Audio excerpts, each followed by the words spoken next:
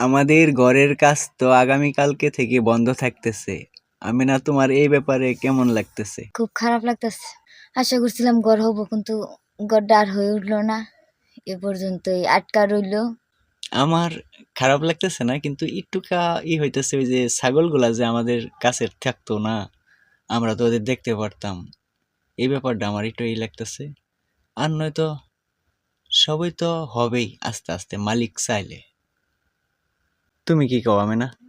আমারও তো খুব খারাপ লাগতেছে। ছাগলগুলা থাকতো আঙ্গুর লগে, গড়টা আগেই ভাঙ্গে আনলাম। আগে ওই টাকা দিয়ে যদি ব্যবসা শুরু করতে পারতাম তাহলে তো ভালোই হতো। তুমি তো অনেক দিন ধরে বলতেছ যে গড় আমাদের দরকার, আসলেই দরকার। সমস্যা নাই, হয়ে যাবে আস্তে আস্তে, টেনশন করবা না। মালিক দয়াময়, যদি আমাদের প্রতি দয়া রাখে তাহলে সবই হবে। মালিক ভরসা, মালিক যা করে তাতেই শুক্রিয়া। দেখো আমি না, আমাদের যেই ঘরটুকু হয়েছে, এর যদি মেন ঘরটা আমরা বেরতে পারি, একটা সাইড বারান্দা বেরতে পারি, আস্তে আস্তে বেরবো প্রয়োজনে। এত তো হতাশ হওয়ার কিছু নাই। মালিক ভরসা।